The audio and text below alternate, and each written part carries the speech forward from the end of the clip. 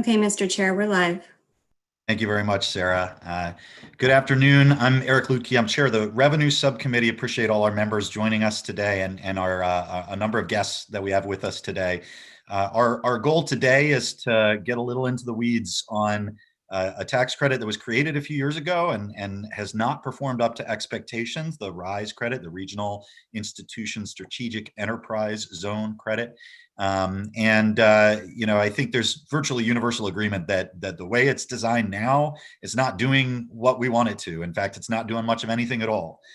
So the policy questions for us in the legislature are, first and foremost, do we even need this credit or some credit like it? And then second, if we do need it, how do we change it into something that will actually incent what we want to incent and serve the economic development purpose it was created for. So we'll be starting with presentations by DLS and then commentary from Secretary Schultz in the Department of Commerce, and then our higher ed partners at the university system and at Johns Hopkins University.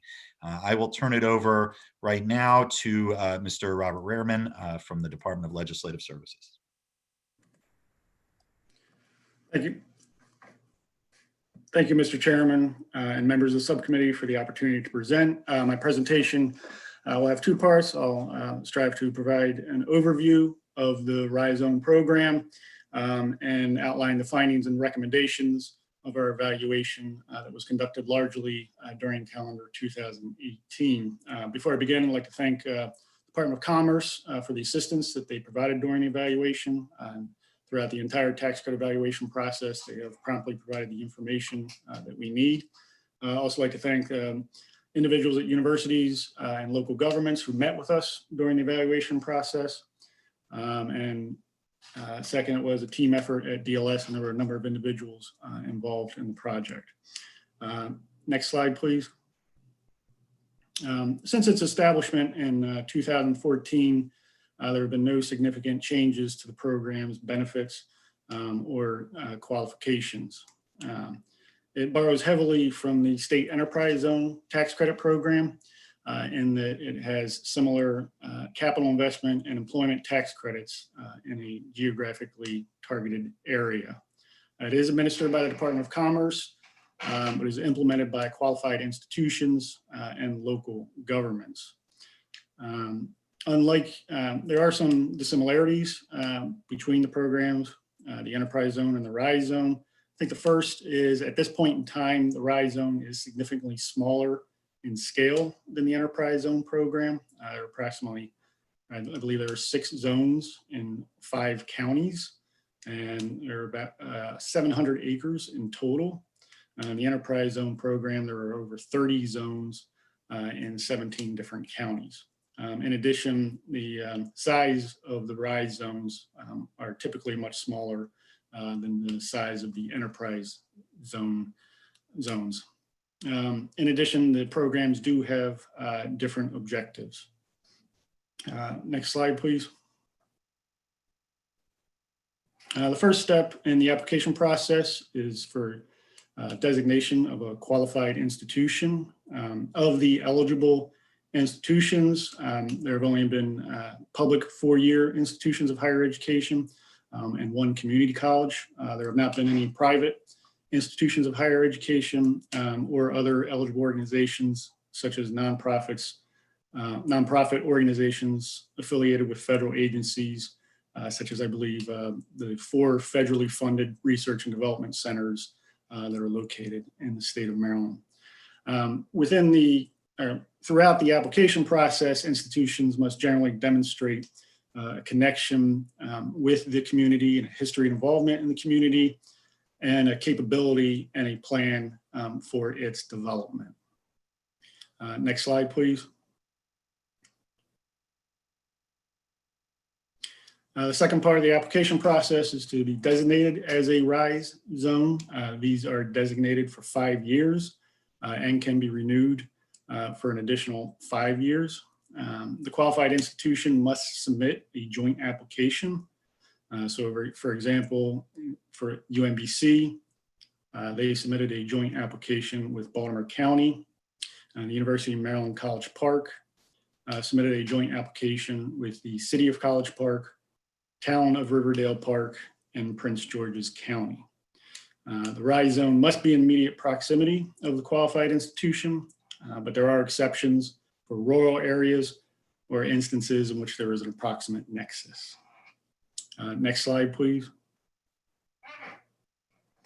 The program has four main incentives, the first of which is Baltimore City and counties may use TIF bond proceeds for additional uses within a RISE zone.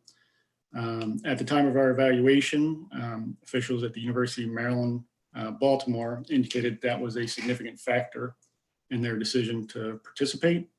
In addition, in the Salisbury University RISE zone application, there was a statement of an intention to use this expanded authority. There's also priority consideration for specified state financial assistance programs. This is what is afforded to businesses that are located in an enterprise zone as well. The first tax credit is a 5-year property tax credit based on the value of real property improvements. These are for 5 years, but they can be extended for an additional 5 years if the zone is extended. Statutes provides for the base credit percentage and enhanced credit percentage if the business is located in certain areas, such as an enterprise zone or a focus area of an enterprise zone. Local governments, however, may establish higher credit percentage. At the time of the evaluation, there were 2 zones that had established an enhanced credit of 75% for businesses within certain targeted industries. The base credit percentage is 50% in the first year and 10% thereafter. Unlike the state enterprise zone program, there are no reimbursements for any foregone local property revenue loss. In addition, the enterprise zone property tax credit is a little more generous and starts out at 80% and declines by 10% thereafter. The second tax credit offered is a modest employment tax credit, and this is identical to what's offered in the enterprise zone. Next slide, please. Slide 5 has an overview or timeline of the designation of the qualified institutions and the RISE zones. In 2015, the first 3 qualified institutions were designated. You'll notice the University of Maryland, Baltimore is approaching the end of its first 5-year designation, and the zone expires next week. Commerce does advise that an application is currently in process. In 2017, there were 3 additional qualified institutions, Salisbury University, Morgan State University, and Montgomery College, Germantown campus. And finally, Towson University was designated in calendar year 2018, but to date, there has not been a RISE zone application. So in general, there's been about a 1.5-year time period between the application of the qualified institution and designation of the RISE zone. Next slide, please. The next 3 slides just provide maps of 3 of the zones to provide some context. And throughout our evaluation process, we kind of thought there was 3 models or approaches that the different zones were employing. The UMBC zone is an example of the first, with an emphasis on research parks or science and technology parks. The UMBC zone is comprised of VW Tech at UMBC, which the university advises is its primary method to encourage business development and commercialize university technology. The zone does have both emerging companies and more established companies within the research park. I believe the University of Maryland, Baltimore is also in this research-oriented park with its biopark, albeit on a smaller scale. It's currently less than 2 acres. And Montgomery College, Germantown is also another example with its emphasis on its science and technology park. Next slide, please. This is the Morgan State University zone, which is unique among zones because of its emphasis on commercial revitalization of a distressed area. And this is the part of the decades-long effort to transform the Northwood Plaza Center into the Northwood Commons, which will be a multi-use building. Published reports a few years ago indicated there would be a rise zone tax credit, but to date, there has not been any tax credit claimed for this project. Next slide, please. This is the Salisbury University Zone, which is an example of kind of a hybrid model that employs different objectives. This zone encompasses or blends Salisbury University with some medical facilities and stretches into the commercial area of downtown Salisbury. This zone does overlap with an enterprise zone. And I think the University of Maryland College Park is another example of the hybrid approach. That zone is the largest zone at a little under 500 acres, and that encompasses certain commercial properties along the Route 1 Baltimore Avenue corridor, its research park, and its innovation district. Later today, I'll probably go running through there. Throughout the pandemic, it's been nice to have an area that's not so crowded with people, as we can all, I'm sure, relate to that. Next slide, please. And the last two slides, just outlining the findings and recommendations of our evaluation. We did not recommend termination of the program, but we did recommend continuation, and that the General Assembly should consider altering the program. The first two findings and recommendations I want to highlight is that there is some ambiguity in the property tax credit in instances where businesses could claim both the rise zone property tax credit and the enterprise zone property tax credit. We recommend that there is some clarifying either regulations or statute. And second, even though there are differences in the enterprise zone program and the rise zone program, based on the history of the enterprise zone program, we recommend that the General Assembly consider limiting the size of the rise zone programs to help keep them focused. DLS in its evaluation of the enterprise zone program concluded that there's been a significant expansion and perhaps a drift from its original purpose. Also in our evaluation, we did find that the program has a valid and clear objective. The state's research centers, including its universities, do produce significant economic benefits and positive social benefits. So for example, I think it's no secret our universities just produce a staggering number of patents. So implementing a program in recognition of their importance makes sense and could perhaps help the state benefit or generate more of these positive impacts. However, DLS does not believe that the design and implementation of the rise zone program is the most effective method of achieving its goals and objectives. This is based on several factors.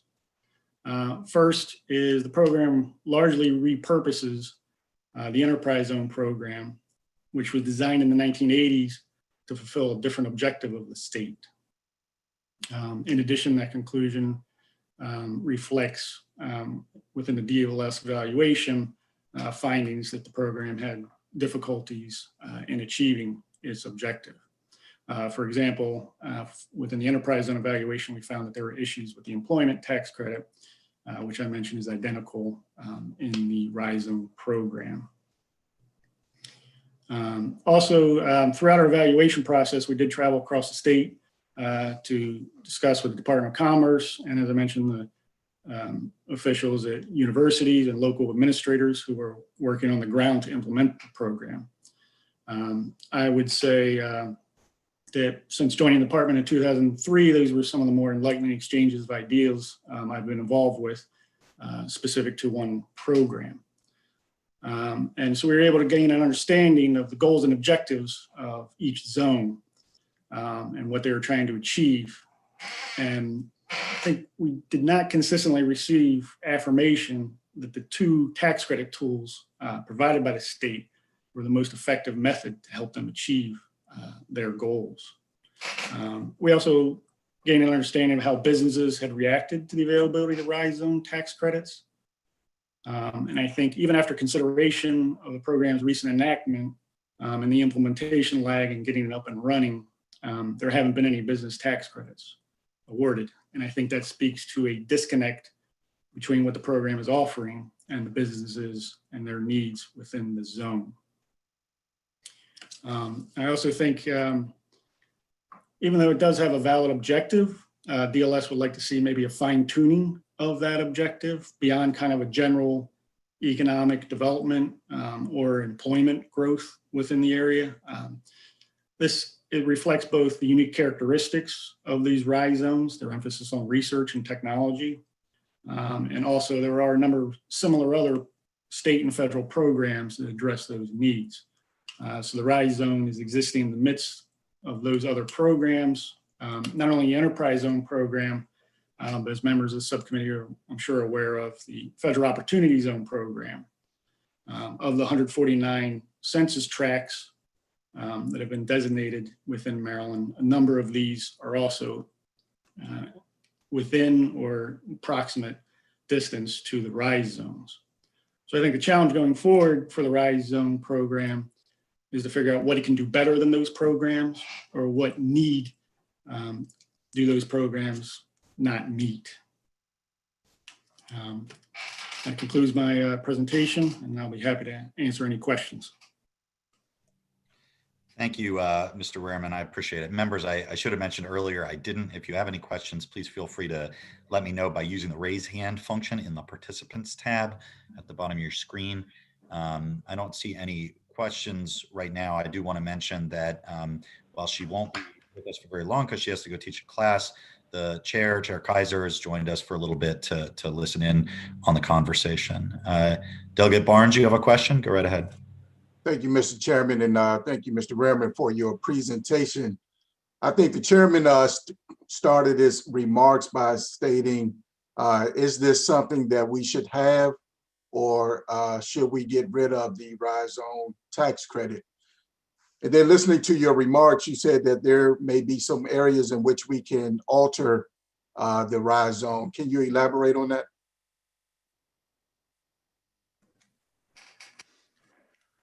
Yes, I think one of the, even though the objectives did vary across zones, there were some common threads. And we consistently heard that in some of the zones, there was a desire to either commercialize technology within these universities or encourage startup and technology companies or businesses that are associated with the universities or community colleges. So I think rather than emphasizing property taxes, which these businesses may not own property or they may not have a significant number of employees, some alternatives that we heard was maybe providing rent relief to these businesses, because I think there's been some difficulty in getting the tax credit from the owner of the property to maybe the businesses that will lease that space. So I think that's one example, is maybe focusing this more on technology, innovation, these companies that are related to the university. And is there a particular area that is outperforming than others? I believe since there's, in terms of the program, or in terms of the program itself? I mean, from the data, since there are no business tax credits, we can't really get into, we don't have any data on what's happening within these zones yet, unfortunately. Thank you, Mr. Chairman. Thank you, Delegate Barnes. Mr. Wehrman, can I follow up on Delegate Barnes's question? You suggested one alternative might be to consider some sort of rent relief. Do you mean through the tax code or through grants? That would be through grants. All right. Any other questions for Mr. Wehrman? Seeing none, we will turn now to our friends at the Department of Commerce. And let me add my comments to Mr. Rehrman's earlier comments. Secretary Schultz, we appreciate the partnership from you and your team and your willingness to be responsive to DLS and those of us in the legislature. It's really great having a partnership with an agency like we do. So thank you so much for joining us, and we look forward to hearing your thoughts about the RISE program. Absolutely, and thank you so much, Chairman Lupke. And I know that we've spoken a couple of different times about some different types of programs that we have at the Department of Commerce. So I am extremely grateful for you, for the committee, and also for Mr. Rehrman and his colleagues at DLS that really put a lot of time into this analysis of the RISE Zone program. It was very thoughtful, it was very thorough, and we're grateful also to be able to have those partnerships. We know that we have to have productive discussions about this program, other incentive programs at the department overall, because when our programs are successful, the state of Maryland is successful, and that's our ultimate responsibility. But before I talk about the RISE Zone specifically, I just want to very quickly acknowledge the powerful role that higher education institutions play in our community and in economic development. As many of you may know, I'm a member of the University System's Board of Regents, and I understand full well that Maryland's 2- and 4-year institutions are amazing assets that they continue to leverage assets on top of what they have, particularly regarding research and innovation. And it's crucial to our economic development efforts across the state. Our partnership with higher education is a critical part of economic development. I'm also committed to ensuring, as you know, Chairman Lupke, that the 19 business incentives in Commerce's economic development toolbox are as effective as possible and produce measurable outcomes. So I do welcome this discussion of the RISE Zone program specifically and how it can be made more effective. This will be an important part of a broader discussion around restructuring Maryland's incentive programs in a whole. And we've been having these discussions for going on 2 years now. This incentive predates my tenure as Secretary of Commerce, so I have technical folks on the line to be able to assist if we need to.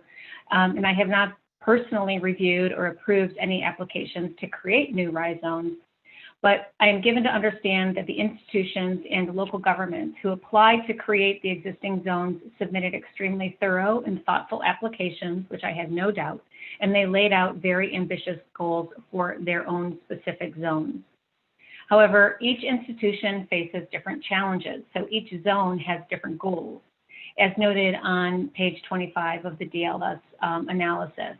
For example, Towson University zone administrators hope to diversify the types of businesses in their zones. UMB zone administrators would like to strengthen their cluster of biotechnology companies. The Greater College Park zone does not allow retail stores to qualify for the RISE zone tax credits. Some zone administrators have expressed frustration with the program since the property tax credit is very difficult to explain. In addition, developers may not be interested in the property tax credit because they would be required to pass on its benefits to the tenants through lower rents. For many institutions, supporting technological innovation in new startup companies is the most effective way to leverage their assets into economic growth.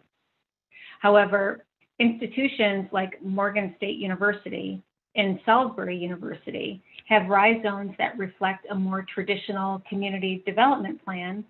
So in those cases, in an enterprise zone like credit with a property tax credit or tax increment financing might make sense. I am well aware that our partners at the universities see a lot of potential in this program. We totally agree there's lots of potential. But when we at Commerce discuss business attraction projects and opportunity zones, the RISE Zone program does not generate the demand or the interest like other incentives in our portfolio. My staff tells me that over the years, there have been many conversations about ways to improve the program and to better align the incentives with the program objectives, but those changes have not occurred. We now have a set of recommendations from DLS that I believe are a good start. So I'll briefly offer Commerce's response to those specifically. The first recommendation is to alter the incentives to focus on promoting technological innovation. We think this is reasonable. Commerce has no programmatic concerns, but we would be concerned with proposals that would lead to additional budget expenditures. The second recommendation is to alter the incentives to give administrators more flexibility to achieve their zone's unique goals. Commerce has no concerns with this recommendation. We would want the qualified institutions and local governments to detail in their applications how they will be measuring and evaluating the impact of their activities within the zones. The third recommendation relates to clarifying the regulations concerning the interaction of RISE and enterprise zone tax credits. My written testimony goes into more detail, but Commerce has guidelines addressing this matter. And if these are not consistent with the legislative intent of the program, then we would recommend a legislative change to the statute itself. The final recommendation is to limit the maximum size of the RISE zones. Commerce agrees that zones should be targeted and focused in order to effectively spur development that aligns with their goals.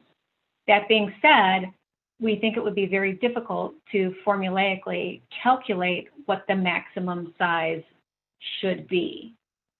Each zone is different, each geographic location is different, and they have different goals and different assets.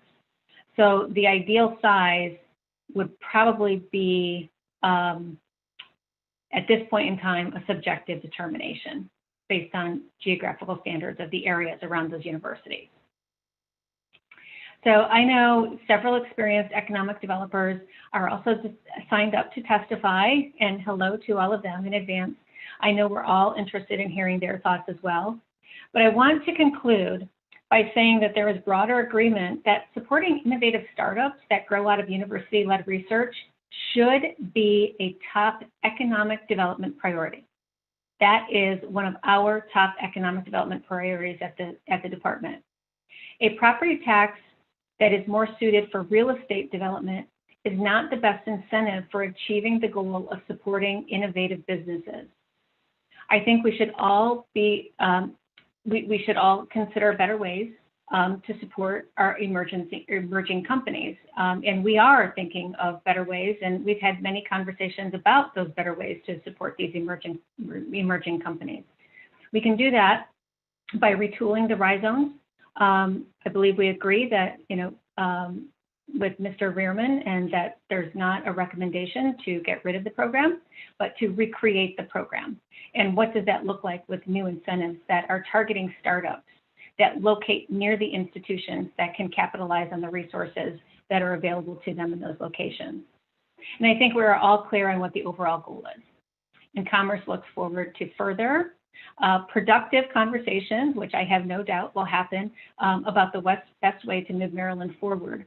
But this is a very important start to that conversation, and it's a very welcome to the entire team at the Department of Commerce. So thank you, Mr. Chairman. Thank you, Madam Secretary. And I hope we do continue productive conversations, although I think there'll be productive Zoom conversations for the time being, unfortunately. Questions from members of the committee? I don't see any currently. I see Delegate Feldmark. Thank you, Mr. Chair, and thank you, Madam Secretary. I just wanted to clarify on your response to the first recommendation. You mentioned you remain concerned about any proposal that leads to an increase in budget expenditures. Does that refer to how the value of the incentive is reflected in the budget, or are you referring to increased administrative burden on your department, or is it a third option that I'm missing? Not necessarily an administrative burden from our department, because right now, I mean, the implementation, we're not implementing a lot, right? So right. There is that. We always worry about administrative burden with agencies when new programs are set up, but I don't consider that to be a part of the issue. I think it's more budgetary concerns.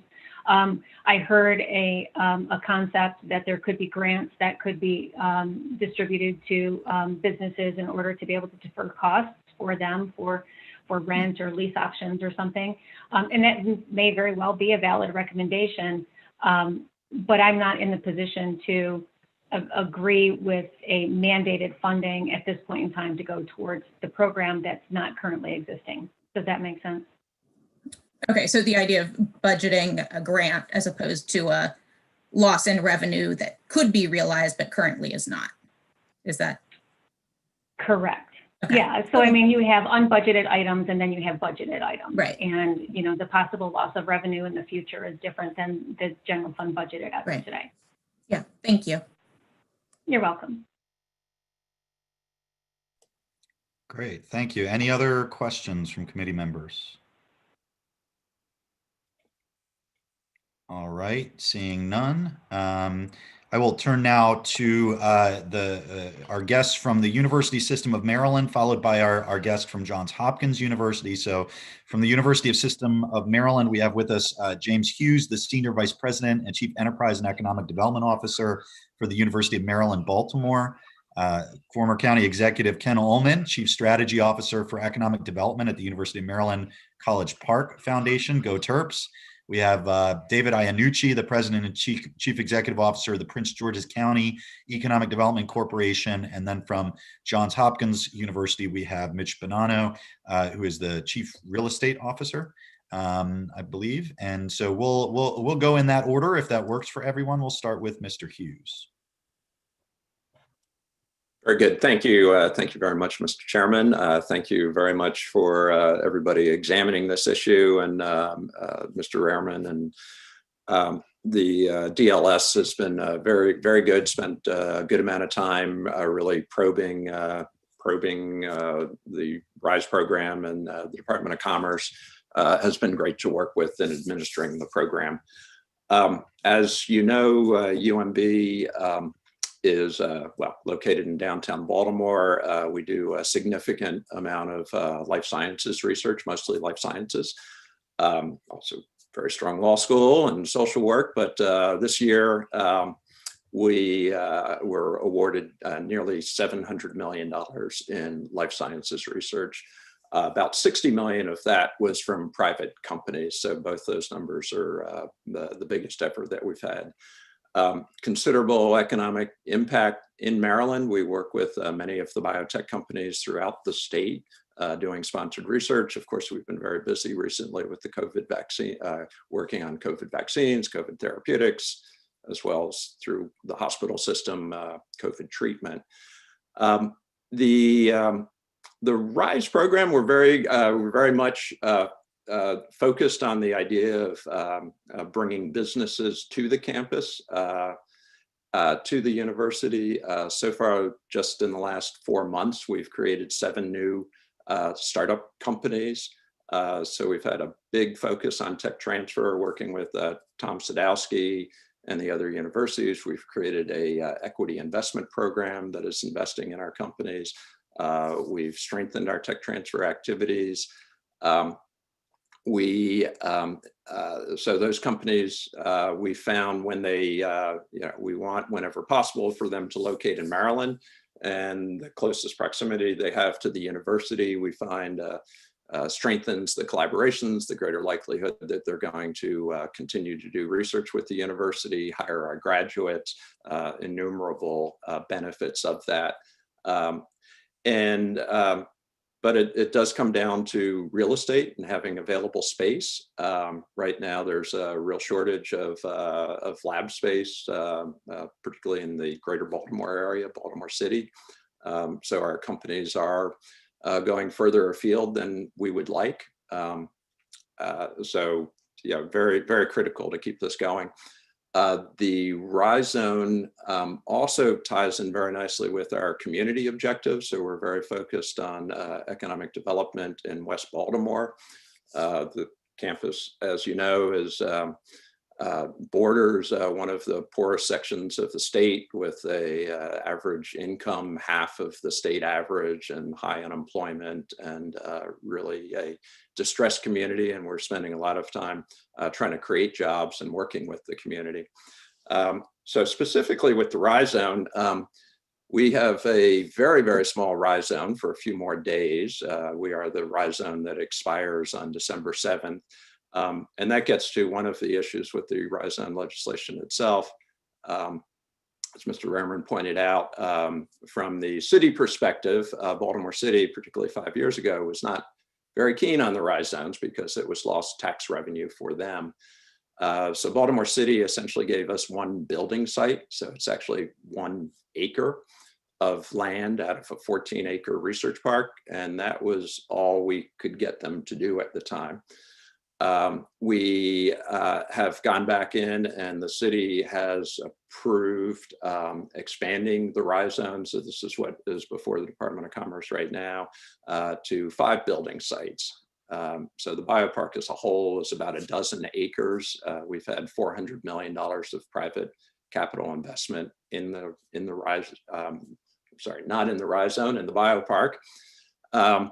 We were hamstrung by just having 1 site available for development. So we think now having 5 or 6 sites will increase our chances of having development there.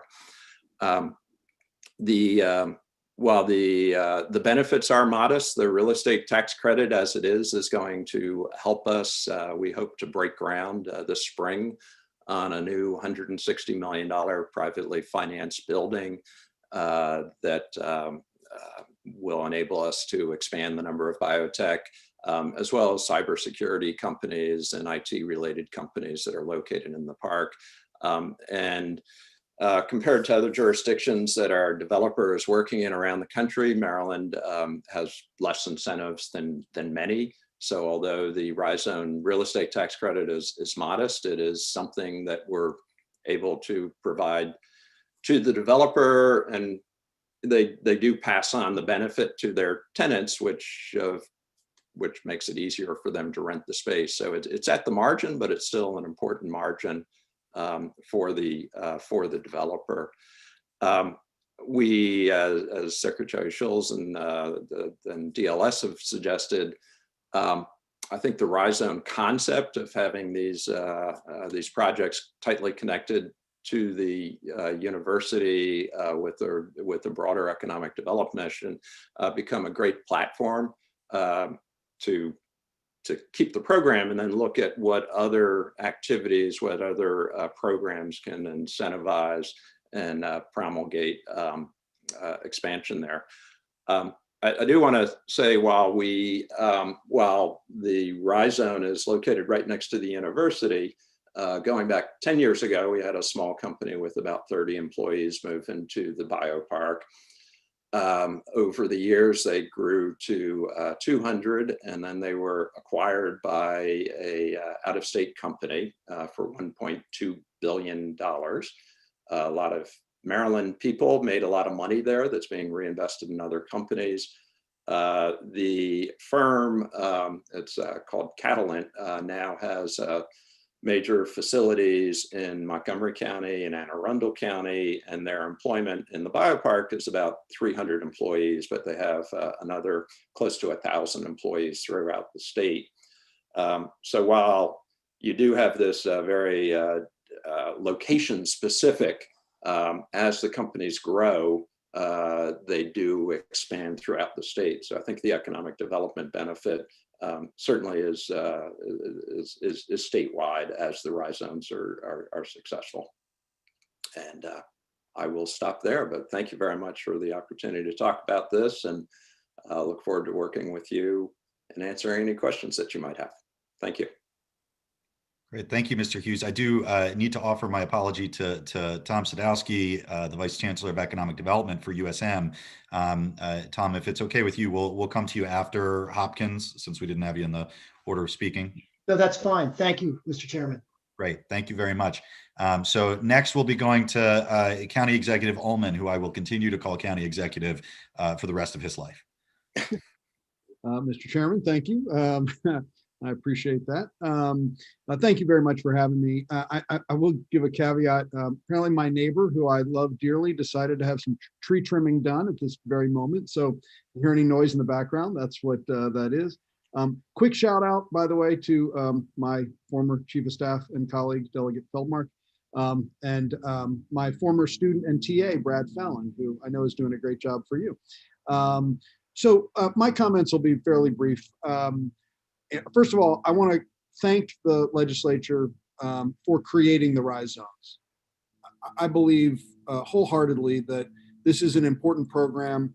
It's an important designation. When we look at the areas of our country that are truly thriving when it comes to the innovative economy, the future jobs of the future, you can rattle off the names of the universities at the heart of those economies, whether in Silicon Valley, whether in the Research Triangle or Boston, New York, et cetera. And we have great universities in the state of Maryland. So the fact that the legislature has said, there's a designation that can be applied for by those universities with their local governments to be treated in a different way to some extent, so that we can unleash innovation, job creation, economic development that supports the state. That is a great thing. And at College Park, with our partnership with Mr. Iannucci and Prince George's County, City of College Park, Riverdale, we believe wholeheartedly in the zone.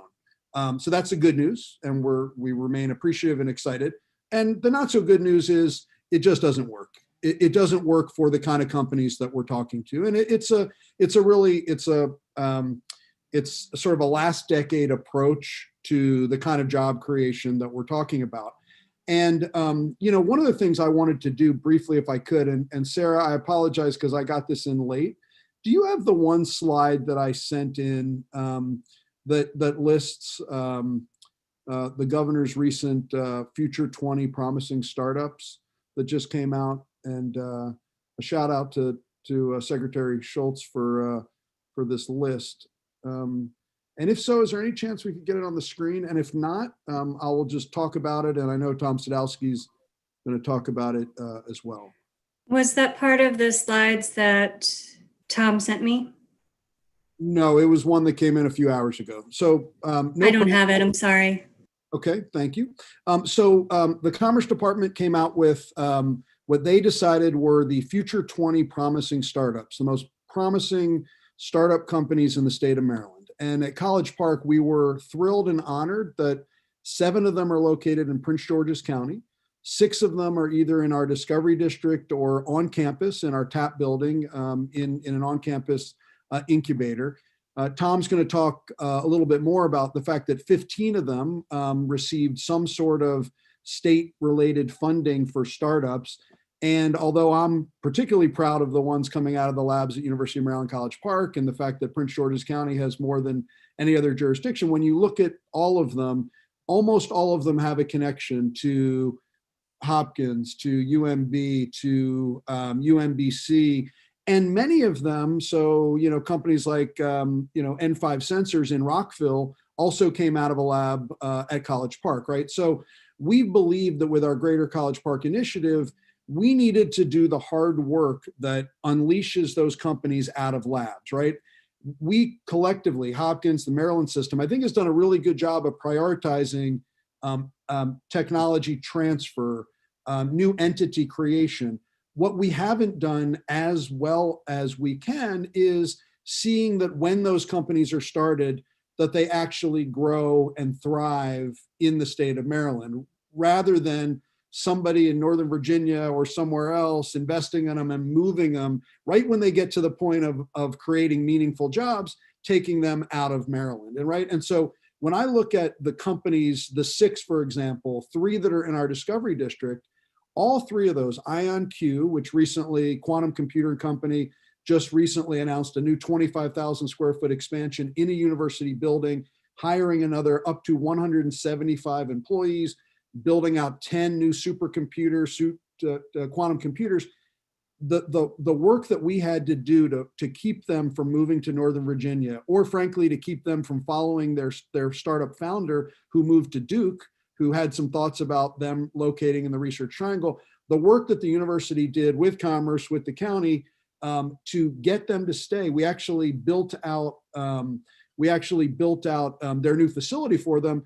They're in the RISE zone, but we could not take advantage of the RISE zone. It just didn't work. So MedCura, same thing. We had challenges moving them out into our joint venture partnership with St. John's Properties. They didn't have the kind of credit they needed. They were anxious about spending the amount of money on rent for space, as they were just having their seed fundraising round. So we actually master leased the space, sublet it to them, gave them a slight discount. So the point I'm making is that the really hard work is getting them out of the lab, getting them established, hiring folks. And it's in this gap where I do think, and I know Tom had some, Sadowski and David Iannucci as well, had some great suggestions on how we might be able to pivot the incentive structure so that it really can work in real time. And just lastly, on the real estate side, think about it. If you own an office building, say it's got 100,000 square feet, you've got a 5,000 square foot tenant that technically can take advantage of that property tax. You got to go to the property owner, get the property owner to essentially get the property assessed in a way that takes into account a tax credit on 5% of an office building, and then figure out a way to pass that through to the tenant. Your mind's going to explode on the amount of paperwork that you need to do to say, gosh, is it really worth it? So my final point is, again, just to reiterate, I think we're onto something really important here. I just think it needs some meaningful tweaks, and I really hope you continue the program and let's fix it. Let's make it work better so we can create great jobs throughout the state. So thank you for having me today. Great. Thank you, Ken, Mr. Ullman, sorry. So we'll pop over now to Mr. Iannucci. Thank you very much. It's a real pleasure to be in front of you, Mr. Chairman, members of the committee. This is a very important program, very well intentioned, and I want to thank the committee, the department. I actually am a product of the Department of Legislative Reference at one point, and as Ms. Schultz knows, I'm a former secretary of DBED. But I've spent the last 10 years in my home county in Prince George's County, working in economic development, and I will say there's no institution more important to the economy of Prince George's County than the University of Maryland College Park, our largest employer, our largest economic force, and really a key part of our strategic plan. And holding on to startup companies that come out of the University of Maryland has been a fundamental part of our strategic plan since the beginning. And that's where we were very excited about the RISE Zone. We're actually one of the counties that created the enhanced tax credit program for businesses that could benefit from the RISE Zone. Instead of the 50%, 10, 10, 10, 10, we did 75% for 5 years for a number of high technology companies. That's how enthusiastic we were about the program. We really thought holding on to these companies, frankly, historically, many of them had left the county or left the state. Holding on to these counties was a critical part of our strategy to grow the number of jobs in Prince George's County. And we are the fastest growing county in the state of Maryland in terms of jobs, but unfortunately the RISE Zone program as devised has not been part of that success. What we have learned and what Mr. Ullman has talked about is these startup companies, many of them are cash poor. They're not interested in buying buildings. They're not interested in building buildings. They are struggling in many cases to come up with cash, and leasing is really the only option they have. And that's where a property tax benefit simply hasn't worked. We have tried repeatedly to get landlords and developers in the Discovery District to do exactly what Ken Ullman talked about, passing on these benefits. And it is mind-bendingly complicated to explain how 5% of a building will have one property tax rate and 95% will have another, and how that'll be passed on. And quite frankly, we've been told politely and professionally, we're simply not going to pass it on. If we get it, sure, great, but we're not going to pass it on. So I think the RISE Zone is a very important program for our strategy to hold on to startup technology companies. I totally endorse this study. We would look for alternative ways of incenting these startup companies to stay in RISE zones in the Discovery District in Prince George's County. Whether that is rent assistance as one idea, another is looking at some type of tax credit or expense reduction against business profits. Many of these businesses, by the way, are barely even profitable, but they have a great deal of expenses. So anything that we can do to reduce their essentially negative cash flow or improve their cash flow is an attraction to keep them in the county in a RISE zone. So there are a variety of options to explore, and we're thrilled to have a chance to work with the committee, work with the department to see what these type of benefits might be to hold on to these companies. But we have learned the hard way that real property tax credits are not the way to do it. We totally endorse the idea of a RISE zone.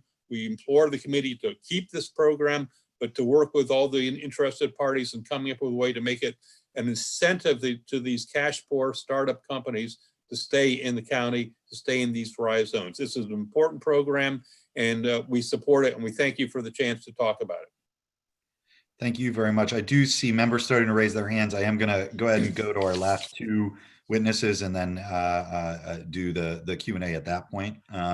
So I'll turn now to Mr. Bonanno from Johns Hopkins University, who I think is still with us. Yes, thank you very much. Thank you for joining us. Go right ahead. My pleasure. Thank you for having me. Good afternoon. Thank you for the invitation to participate. I'm Mitch Bonanno, Chief Real Estate Officer with the Johns Hopkins University of Medicine. I've been with Hopkins for just over 3 years, but previously spending the majority of my career in the commercial real estate development market with a national REIT focused on value-add repositioning and new development. So not surprisingly, I'm going to focus on the real estate aspect of the program, although many things that I have heard regarding incentives for startups, technology, others are certainly applicable, and I support those as well. And I do have to note that I am an alum of both University of Maryland College Park and Johns Hopkins. So I'll cover both bases. So as an anchor institution, the Johns Hopkins University is primarily focused on how incentive programs such as RISE zone tax credits may help our neighboring communities and businesses evolve and grow. Clearly important community and economic development opportunities.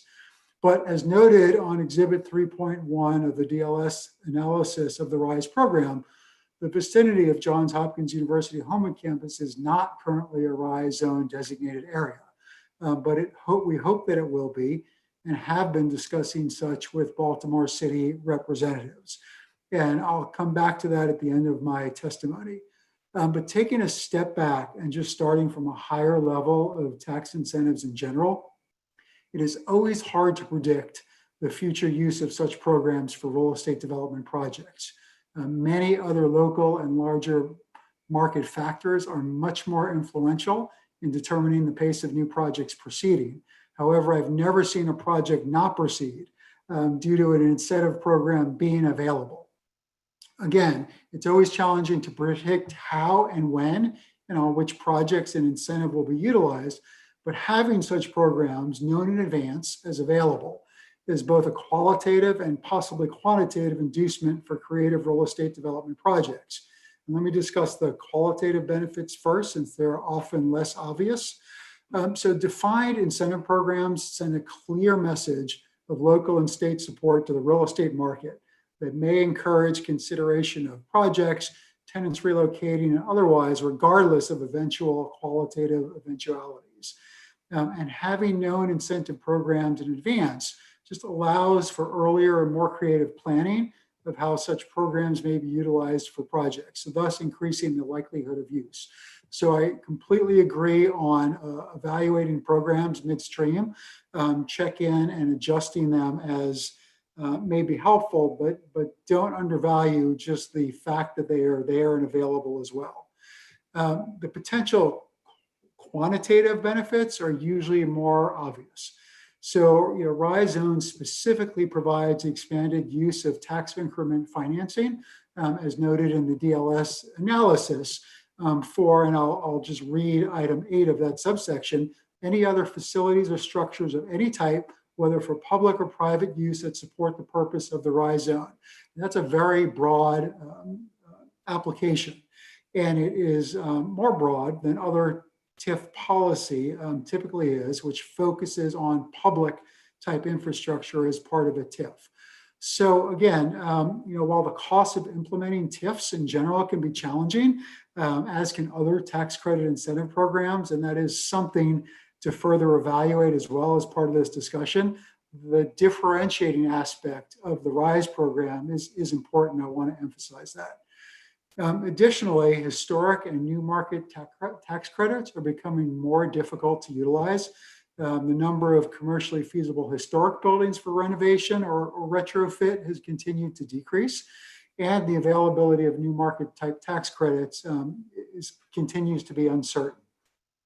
One specific comment on the DLS analysis, and a comment I heard from Secretary Schultz is regarding the recommendation that the program should potentially be refocused to the benefit of technology-related companies and startups.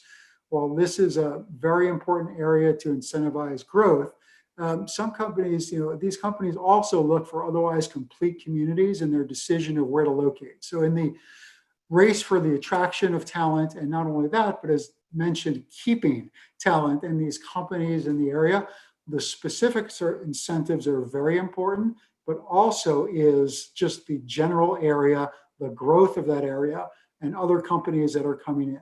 So, the RISE program generally supports projects that help support complete communities.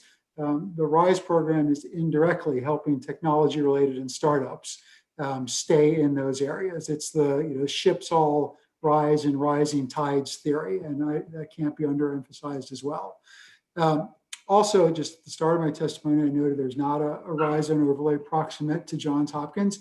So we've previously discussed such with the adjacent neighborhood of Remington, just to the south of the Homewood campus, southwest, and received confirmation of their support for JHU to encourage that a RISE zone overlay be created for that area. Most commercial projects that have occurred in Remington to date have been possible through historic or new market tax credits, but as noted, the availability of such has decreased, thereby leaving a void. So we have been in discussions with the city of Baltimore about making an application, and many of the things you've heard here has come up. What should the size be? What should the project be? And other things. And I am of the opinion that you do it a little bit more broadly for a neighborhood because you don't know how it will be applied. And also, by the time you have a project that needs it, it might actually be too late. So I'm happy to answer any questions. And again, thank you for this opportunity to participate. Thank you, Mr. Bonanno. And we will turn now to Mr. Sadowski, I looked up your is it Vice Chancellor of Economic Yes. Development? Okay. Yes. There. You got it. Go right ahead. Perfect. Perfect. I'd sent Sarah some slides yesterday, and if she can pull those up. Going last is perfect, so I appreciate that. I'm just going to go through. First of all, Mr. Chairman, thank you so much for this opportunity. And thank you, Mr. Rehrman and the team at DLS for the great work that you did. They were terrific to work with. They listened really well. They hit it spot on with regard to our concerns and the needs relative to the RISE zone. So we really hope that this committee will consider that report and follow their recommendation. The one key element, the difference between the RISE zone and the enterprise zone, I did want to point out, is that in the RISE zone, the state of Maryland provides a reimbursement to the local jurisdiction for the real property tax credits that are awarded. In the RISE zone, that's not the case. The burden is 100% on the local jurisdiction. And so that further complicates kind of the economic model.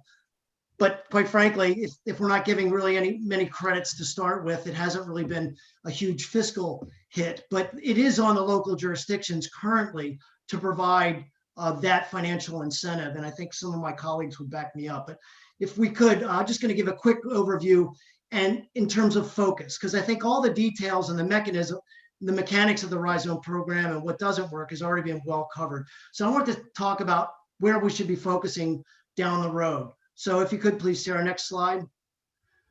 This is a quick profile on the system. We have 170,000 plus students. Half of our students graduate no debt. 50% represent minorities or underrepresented groups. 12 institutions, 3 higher education centers, regional centers throughout the state. 1.4 billion in sponsored R&D, which is great. 90% of that's government funded. So that's a key element that I'll get to in a second. But because of the legislature and how they've worked with us in the past, UMB and College Park alone last year attributed for about 1.1 billion of that 1.4, and now they're ranked in the top 10 nationally for R&D funding. We have 3 research parks with more than 300 tenants and 10,000 employees, 10 plus incubator, innovation center, and accelerator programs. And since 2011, we've helped to facilitate the start of more than 800 new ventures. We're averaging about 100 new startups a year, and 20% of those are based on IP that's developed in our laboratories. So remember that real quickly. Sarah, next slide. The Milken report came out recently, and it gave us high marks. We're always really at the top of this scale, but we are fourth in terms of technology and science index behind Massachusetts, California, and Colorado. You can see some of the accolades that we had received in this report. Our labor force is top notch, and our dynamism gets high marks as well. Next slide, please. But when you really look at the keys as to why we're fourth on that list, look at these two graphics. We are one of the most successful recipients in federally funded R&D per capita, as it shows in the darker shaded color that covers Maryland on the left. On the right, however, this is kind of the key to why Massachusetts and California beat us. They do more in the way of industry-sponsored R&D. So as we go forward, we're not talking about changing how we do R&D, but maybe adding to it a mixture of industry money. And that's where Rhizome comes in, because Rhizome could afford us proximity to our campuses and our federal labs that enable us to create these collaboration spaces, these innovation centers that would help promote more industry-funded R&D activity along with the federal activity. Our federal clients right now, they feel like they can't do it all alone, and they're looking for us as their academic partners to bring in industry more and more so that we can get mission-related projects or research-related projects done quickly and funded more efficiently. Next slide, please. So College Park, kudos to my friends at our flagship. They were ranked by the Princeton Review 6th again this year in the top 10 for innovation and entrepreneurship education. That is just a tremendous ranking in terms of getting the best and brightest entrepreneurs, innovators, and researchers to your campus. We want to keep moving up. And I think, again, President Darrell Pines is really focused on this industry component as to how we continue to not only score in the top 10, but to move up going forward. Next slide, please. So here's this Future 20 competition that the governor just announced and that Secretary Schulz and her team were so great in putting together. These are the pride of Maryland. When they're talking about the best and brightest and what's key to our future, they profiled 20 of those companies. She provided a list already. 15 of those companies had some touch point or support from our USM institutions, licensing intellectual property, receiving capital, or advisement or mentorship. So the institutions themselves are really playing a critical role in growing these new ventures. The key going forward, and I think this again applies to the focus of the Rhizome for the future, is how do we keep these companies? How do we keep them? How do we grow them and scale them in such a way where we're teaming them up with industry sponsors? We're bringing in other innovators from outside the state of Maryland to partner with them and really scale and grow these companies in a way that reshapes the communities that are adjacent to our campuses and our federal labs. Next slide, please. So this is what I mentioned. This is just a snapshot for the first half of 2020. I'm not going to go through all this, but you can see we've supported over 80 ventures already. New ventures, the system are over 51, so we're on pace again to do 100 new venture startups this year. But look at the industry concentration. It runs the gamut. It's life sciences, IT, consumer products, energy, consulting, and others. So we're really hitting all the key sectors of the economy and growing these companies and spitting them out into the community. But companies like IonQ, for example, they're being wooed by other states. And we're doing our best to keep them here and keep them growing. And in key areas like cyber and quantum computing, there are a lot of other states that are making significant investments in those areas. And we need to continue to be competitive if we want to succeed and continue our good work going forward. Next slide, please, Sarah. So right here is a real telling graphic for me anyway. This is the gold shaded areas on this map are the federal opportunity zones. And as you can see, 13 of the 15 USM facilities are either located in a federal opportunity zone or adjacent to them. These zones do great things for investors. Now, we're not necessarily saying that we need to do things for those investors like providing capital gains relief or anything like that. But if we were able to make the Rhizome appealing and leverage, the capabilities of federal opportunity zones, I think we could really have a meaningful financial incentive program that could really launch new tech commercialization, industry and government collaboration opportunities and new startup activities where these investors not only could see a benefit in investing in these federal zones, but maybe even investment in equity opportunities in these startups that we are creating. We don't want to duplicate what the feds are doing in these opportunity zones, but we do want to try to leverage off of it. And I will tell you, some of those zones are doing well. Others, they're not able to appeal to those investors as much because they don't see the investment opportunities that they need to really to provide that kind of a meaningful tax and investment shelter. I think with a meaningful and a strategically focused RISE Zone program, we could help leverage off these federal zones. Last slide, please. So this graphic basically, why not think about the RISE Zone in terms of a strategic layer to this federal program? There are a lot of great best practices out there. Oregon, the state of Pennsylvania, Virginia, they're doing some really cool things. We have a lot of that information that we could pull off the shelf. And in working with you, the Department of Commerce and DLS, I'm confident that we can come up with the right strategic model for the RISE Zone that's going to propel Maryland into the future in these post-COVID times where we can really leverage a lot of the strategic assets that we possess and start to gain significant ground on California, Massachusetts, and hopefully overtake them at some point in the near future. So thank you again for this opportunity. That's just a kind of a high level as to why RISE Zone and this program, this kind of an incentive is so important. Thank you very much, Mr. Sadowski. We'll turn now to questions from members. I do, if any member wants to ask Mr. Bonanno which of the two universities he attended he prefers, I think that would be a question. But I have Delegate Wilkins first and then Delegate Polakovich-Carr. Thank you, Mr. Chair, and thank you to all of our presenters. This has been very, very informative. I wanted to better understand and unpack the issue related to the property tax credit and the property owners. I heard a number of different issues that were raised around it, and I think that this is actually instructive to broader conversations that we're having related to small business relief and other types of relief in our state.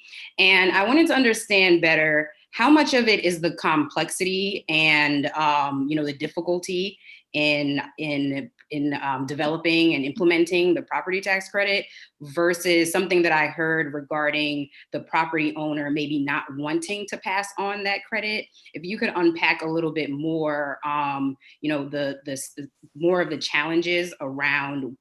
Is it unworkable? Is it completely unworkable? Is it something that we can streamline?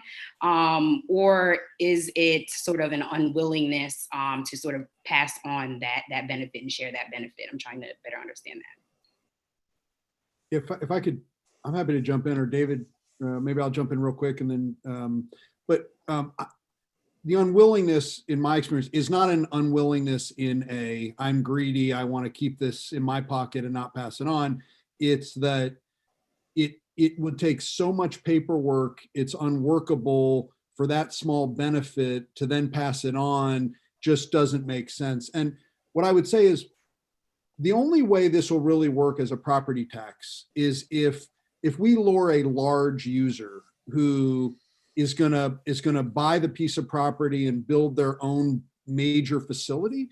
And while that can happen, it's really rare. And I think at least my view of the purpose of this is to help those nascent companies that are 1, 2, 3, 4, 5, employees get to 20, get to 25, get to 30, 40, and in that ramp up. And if you think about it, in my experience, a property tax credit is great for the developer when the developer is looking at all the numbers and whether it makes sense to build that building, whether it's an apartment complex, an office building, a retail strip, whatever it is. In those numbers, does this make sense? Can I afford the project? What we're talking about is company X who, maybe has 9 employees. I'm just picking a number, maybe needs 2,000 square feet and to build out a lab. To MedCure is a perfect example. They're in 2,500 square feet. They make a substance that clots bleeding. They got initial funding from DOD, initial funding from some TEDCO, some other sources. They now need to, they're out of space in their on-campus lab, need a transition, a property tax credit for that small amount of space. The paperwork of having that routed to the property owner, then have the property owner go to the county and have the assessment affected. It's just so much brain damage and so much paperwork for a small amount of money in the grand scheme of things, but a really important potential amount of money for that small company. So my own view is just that the property tax system is the wrong way to address this for those smaller companies. It may still be appropriate for a larger enterprise, which we'd still love to have, but that's not what we're seeing day to day as we're sort of in the trenches. If you'd like, I can add, Ken's done a great job of explaining it. It's not a matter of greed. It's simply, I've tried to explain to our finance department that in the state, the assessors, that we needed a building, and there might be, again, several thousand square feet. Maybe it's a quarter of one floor of a 5-story building, and they were going to essentially have to create 2 different property tax rates for that. And essentially people said that this is just too much work, too complex. And frankly, that complexity doesn't translate in explaining the benefit to the tenant. They don't understand why they need to go through all that hassle to get really what might be $500 a month savings or $200 a month savings. And from the landlord's perspective, it's simply the accountants, and by the time they're done on the paperwork, they've spent more money than they've saved. It really comes down to the fundamental point, and I really welcome the chance to work with the committee and the department. The property taxes are simply not the right tool to hold on to startup technology companies. We did a study in 2011 of technology startups that had come out of the University of Maryland College Park. And the period was looking back a few years. And we looked at 24 companies that had been created out of the University of Maryland. This not the exact numbers, my memory's not perfect, but of the 24 companies, 10 years later, 19 of them were still in business, which was a pretty good number. And 17 of them had left Prince George's County, and some of them had left the state of Maryland. That's why we made it a fundamental goal to try to hold on to these companies. That's why we're so proud of the work that Ken has done and his colleagues at the University of Maryland College Park, and he mentioned the 7 companies that were just listed. That represents a turnaround that we hope to accomplish 10 years ago. And those are the type of companies that I want to hold in Prince George's County and see them go from 5 employees to 10, and maybe every now and then one of them becomes 100 or 200. That's the growth that we want to build in Prince George's County. If I could just, I think there are limitations to the real estate tax credit aspect, but it is significant to our project in Baltimore. So we have a situation where we're trying to push the real estate developer over the edge to build $150 to $190 million building. As they're doing the calculations, saving effectively about $1.25 per square foot on real estate tax for 5 years, that Baltimore City would give up that revenue, not the state. That helps put them over the edge as they do their rent calculations of the amount of rent they can get and all of that. So it is, there's certainly other things that we can do for the smaller companies, but it is an inducement to get somebody to invest $150 million in West Baltimore. So they are very much depending on that. And we hope that Commerce and the Legislative Policy Committee will approve the expansion of our RISE zone so that that project can go through. So I'd just say if we could do more than a real estate tax, that'd be great. But I would ask that you not abandon the real estate tax credit. And this gets to the point where each zone has different goals and different strategic needs, and which makes it that much more of a challenge. Mr. Hughes, can I ask in follow up to that? Do you think that, I think, part of the conversation without any changes we need to make is whether the grandfather components of the credit in, certainly for projects that are already in the pipeline. But do you think that it would be equally useful to attract that developer for them to know that they would be, their tenants might be eligible to apply for rental assistance through a state program? Yeah, I think that's certainly helpful as they are, the way these REITs work these days. This is, the financing comes from a $40 billion REIT, and they are looking at projects all around the country and looking at, how they can get that extra 0.1% return. So certainly the range of programs that Maryland has to help startups is very helpful. what they like to be able to do, particularly as they're talking to Wall Street, is say, you know, we have a locked in, definite cost structure for a given building. So the idea of the potential of getting grants is very helpful, but when they are sitting down with the bottom line and looking at the return for the building, something that's definitive is critical. All right. Delegate Polakovich-Carr had a question. Thank you, Mr. Chairman, and I'm very appreciative that we are holding this briefing today on this subject.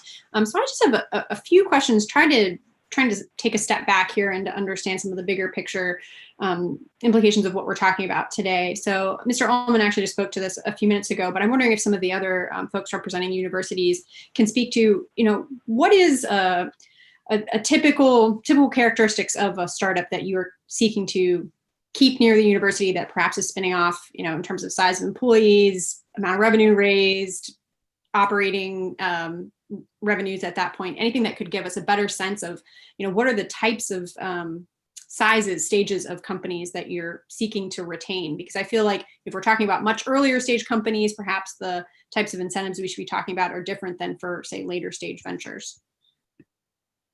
Well, I'll jump in with Baltimore.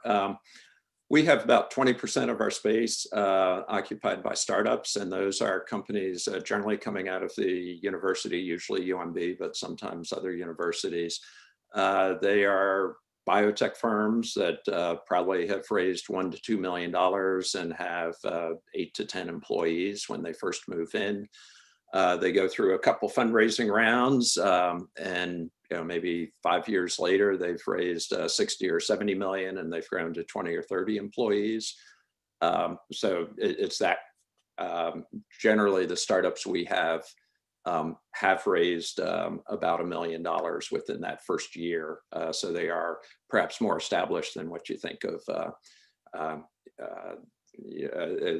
IT startup. You don't necessarily need that kind of money. But I would say an important element of what we've done is we have about 80% of the space now occupied by pretty established companies. So as I mentioned earlier, a startup of ours that now has 300 employees in the park and occupies about 80,000 square feet and is now part of a publicly traded Fortune 500 company. We have also attracted Illumina, another Fortune 500 company that is based in San Diego, and they created their first East Coast facility in the park. So it's interesting, the startup companies in that energy, sometimes those startups become major companies, but also that energy is helpful in attracting big companies. So the big company want to be where the startups are. With that vitality and the new ideas. So we are seeing a real intersection between the startups help to keep the big players around as well.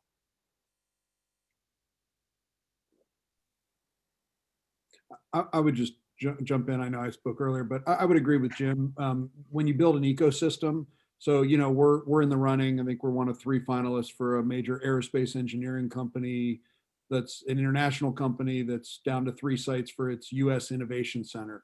Don't know if we'll get it, but they want to be proximate to the university, especially a university with strengths in aerospace engineering, access to faculty, staff, students.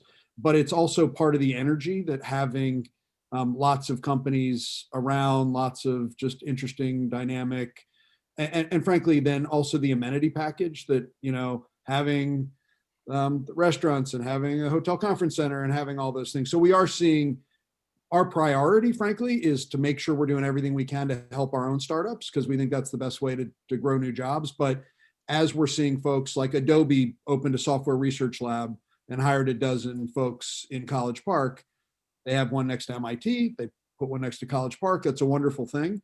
I'm less concerned with incentives, candidly, I love Adobe. I'm glad they're here. They have somewhat of a different calculation when they're looking at location than, a couple thousand, a small grant. I mean, they're going to come where the talent is. And yes, an incentive always helps. But to me, the real challenge, because we're fighting it every day, is, having our startup, when I get a call saying, we just hired JLL and they're doing a site location study for us and they have us looking in Arlington, and I'm like, okay, now it starts with we're going to move across the river and now we got to fight. And so that's really the more we can have that helps us close any of those gaps so we can keep those companies in Maryland is really at least at the moment, our top priority, and for those young, emerging, growing companies. So we should close the bridges, is what you're saying, Ken. Yeah, and by the way, I love JLL, so I shouldn't have said any. Or it's a major real estate company that's doing a site selection process, but yes. Thank you. So it sounds like a number of the universities have space on campus where they are providing either, I'm not sure if it's free or discounted, say, lab space for these emergent companies. I'm wondering, how many universities in Maryland is that the case? Like, how many of these facilities exist in Maryland? And perhaps are there existing RISE zones that don't have those sorts of startup facilities or biotech facilities? Tom, that may be an answer or a question best directed at you. Yeah, so of the three, so we have one at UMB, UMBC, and College Park. So the RISE Zone program has not been utilized, and then we have Salisbury, of course. But I wouldn't say that there's an abundance of this type of lab space where discounted space is being made available. We need more of it, frankly. I mean, that's why Jim needs to build a new building, cautioned in saying discounted space. But, Salisbury, for example, they have space in downtown that was donated to them that they're turning into a downtown entrepreneurship center.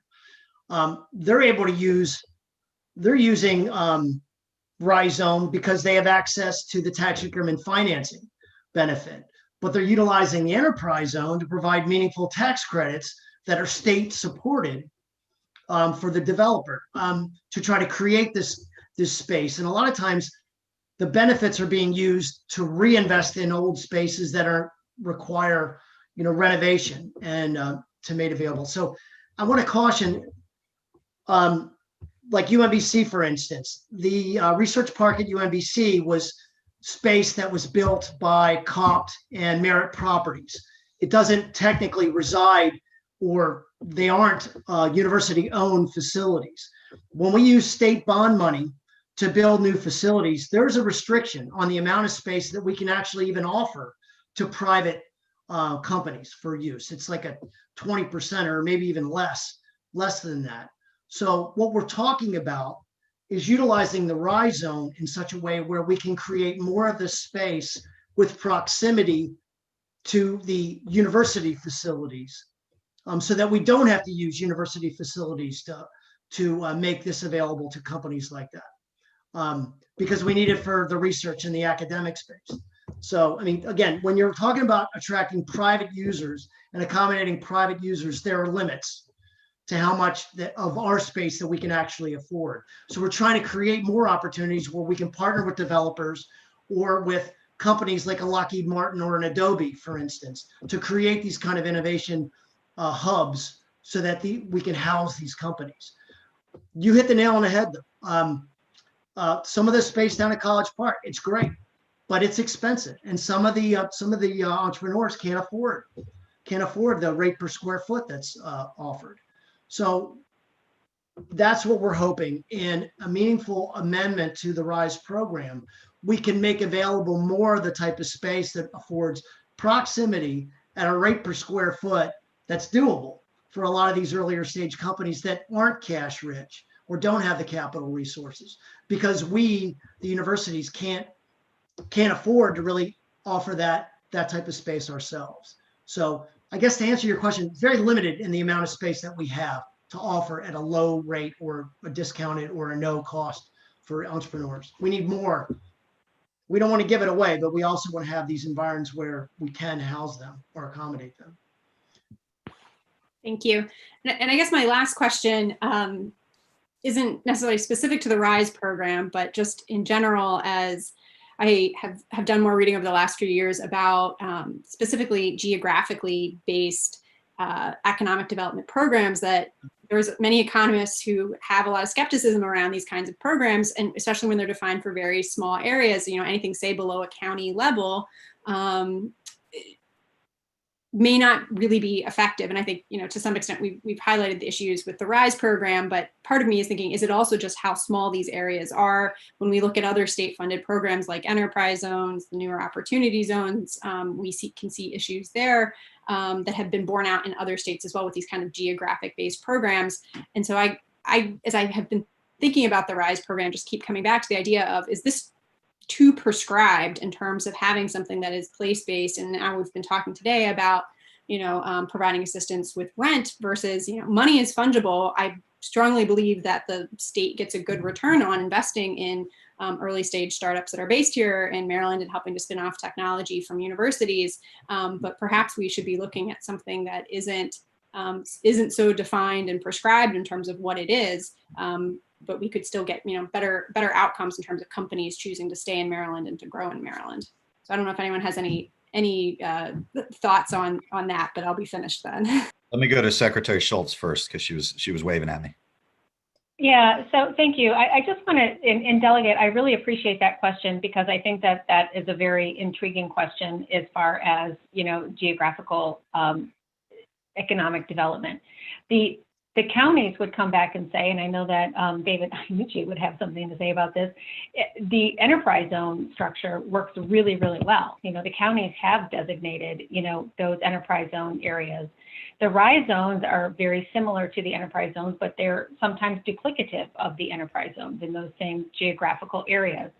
The idea of placemaking and the idea of a very specific ecosystem building within these particular small technologies, I think is something that has been a strategy that the state has looked at for a really long time. We just need to find the right model in order to be able to do that.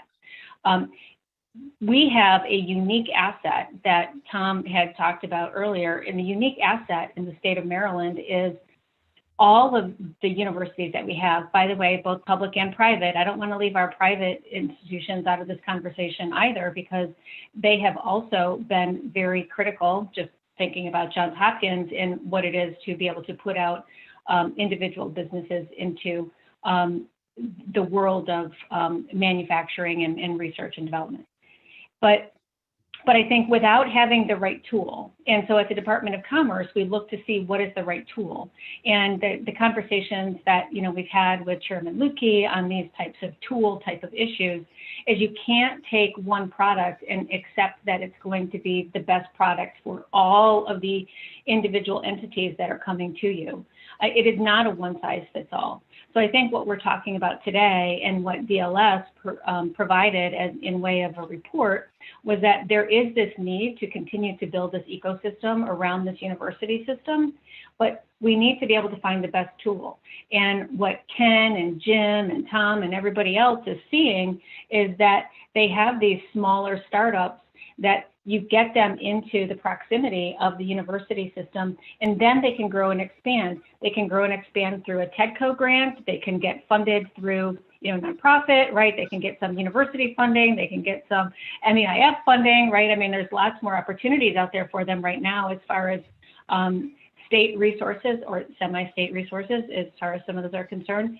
And then they move into the commerce sphere where we're able to say at the Department of Commerce, now you're a job creator, and we're going to be able to put you on the map for that.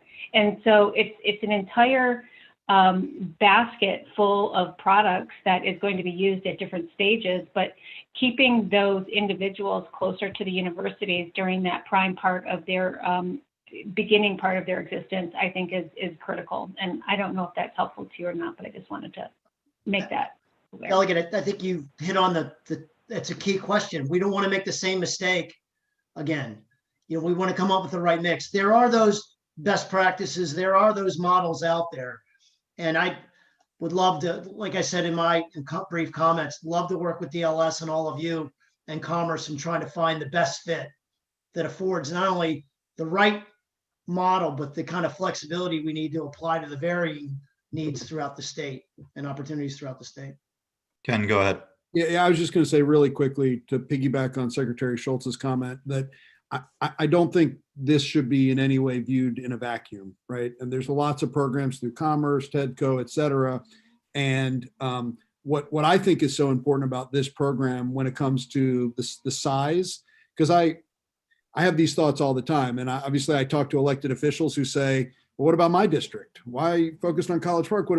But to me, if we have these just supercharged nodes of activity, then it gives us a chance at the most delicate stage of these companies to see them succeed.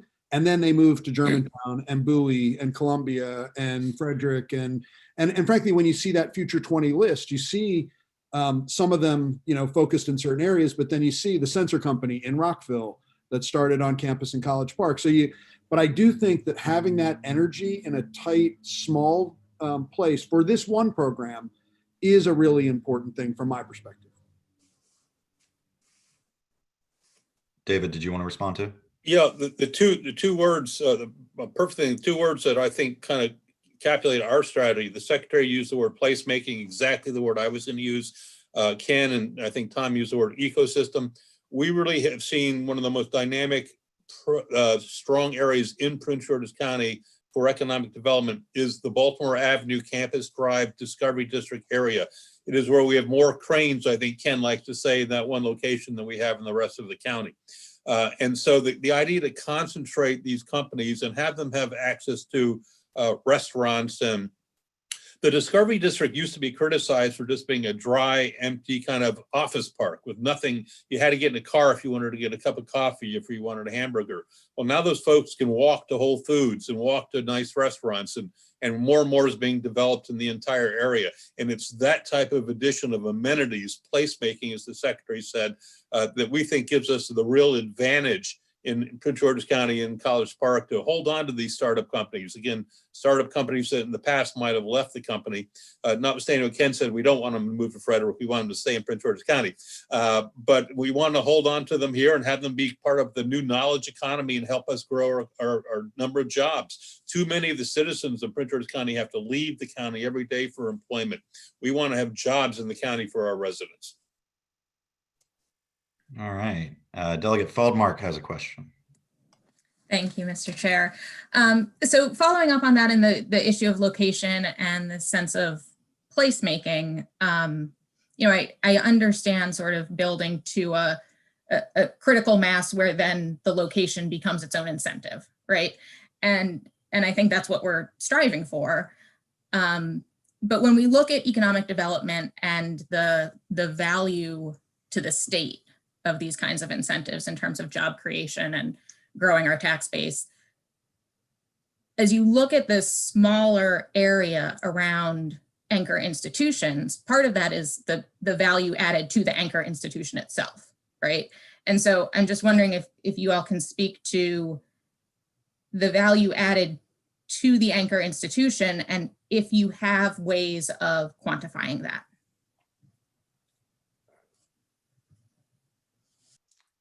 Well, I'll jump in. So we have, I mentioned the biopark. We have teamed with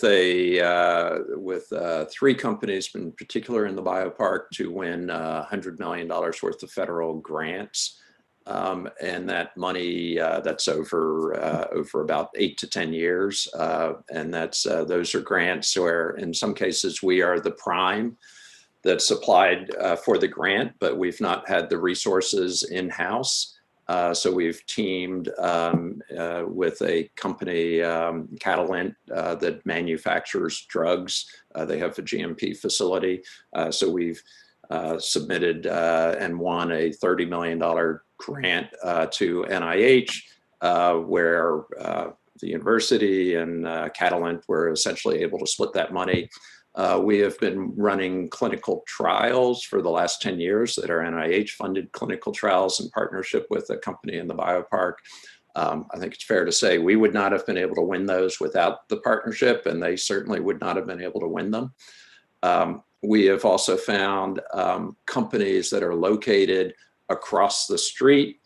They they sponsor significantly more research. We have a very small company with 8 employees in the biopark, and they are consistently among the top 10 funders of research at the university, $2, $3, $4 million a year. And, you know, it's that proximity. It's the fact that we see them in the elevator, not these days, but ordinarily we see them in the elevator. Faculty are able to walk across the street. We're able to have those kind of conversations. So the impact of these companies is just is phenomenal. And it's also changing the culture. I would say UMB has become more entrepreneurial because we have entrepreneurs on the campus. We're engaging. Our faculty are looking at different ways of doing things. They're starting companies with a much greater frequency than they were before. Before we did the biopark, we would do 1 or 2 companies a year. Most of them would be out of business within a year or 2. And now that we have the biopark and the change in culture, we're having fairly significant companies, 2 of which were acquired in the last 6 months by major companies. And even through those acquisitions, they've stayed in the state of Maryland, not necessarily the biopark, but in the state of Maryland. So it has just been transformational for us. Just to jump in. And I will also say, oh, no, sorry, Ken. No, go ahead. I was just going to say, you know, building an ecosystem, it's very selfish for Maryland. You know, we want to have these smaller companies. We want them to grow internally in the state of Maryland. But for us, it's one of our best recruitment tools that we have to attract outside companies, right? So the stronger these areas are in the state, when our team, you know, has competitive site selectors, the JLLs of the world that are looking for sites, for us at the Department of Commerce, being able to say, listen, we have this entire ecosystem that is all across the state and the state is committed. And, you know, our marketing scheme of the Maryland Future 20 that Ken and Tom had talked about, that was all because we needed to plant our flag in the ground to be able to say that Maryland is the home of these type of innovative companies. We had almost 200 applications that came in for the Maryland Future 20 that were nominated by other companies or by universities or by somebody, or they were self-nominated. But there's all of those people out there, and the rest of the world needs to know about it. So when Maryland plants the flag to say that we are it, then we are on the roadmap of success. So this small innovative area around these universities is a part of something that's a great big design in order to be able to attract and make Maryland that economic hub for these types of technological advances. I know Ken wants to say something, and then Mitch had thrown his hand up a second ago. Yeah, but just real briefly, to Delegate Feldmark's question of the quantifying. So that's the tricky part. We can quantify increased tax base, and we've done an analysis on the tax base enhancements for the state of Maryland, Prince George's County, the city of College Park, job creation, and the fiscal note that comes along with that. What is harder to quantify are some of the things that Secretary Schultz just mentioned, which are, you know, this morning on the phone with Ron Walsworth, who is the new head that recently recruited from Harvard to College Park to run the Quantum Center, recruited by universities around the country. When I asked him, why are you here? He said, IonQ. He said, Maryland, you have the Joint Quantum Institute, right? But some other places that were recruiting me have that on-campus, federal funded. He goes, but you have the most important startup young quantum computing company in the world in College Park. And that told me what I needed to know. The guy has 10 new quantum-related startups that he's started or in the process of starting. So that part, the quantification, you know, that's hard to quantify. We probably, as you asked the question, I'm thinking I need to do a better job of finding ways to quantify that. But one more example is a company, Locioni. Locioni is an Italian robotics company. They started in the international incubator, 6 years ago with one person. They're now in 6,000 square feet in our St. John's Properties project. They just signed a lease to add 4,000 square feet. They have 17 people. They do robotics. And when I took President Pines in there, he said, how many of you went to Maryland? 10 hands went up, and they all said they were engineering grads at Maryland. Where would those 10 recent grads have been? I don't know. Some of them might be in Chicago or Boston, but they're still here in Maryland, still here in Prince George. How do we quantify? You asked the question. We're gonna sort of relook at our efforts to quantify that, so I can give you a better answer. But anecdotally, everywhere we turn, it's that energy that kind of feeds off each other that is really helping us quite a bit. Mitch, go right ahead. Thank you. So I just wanted to comment on the question of quantifying the benefits to both the state and to the anchor institutions. So from the state standing standpoint, I do think Maryland competes more so as a state than a number of localities. I think when you move to Virginia and some other areas, I think there's, use the word, more fierce competition between the specific localities that have many of the same attributes. I think Maryland, there is this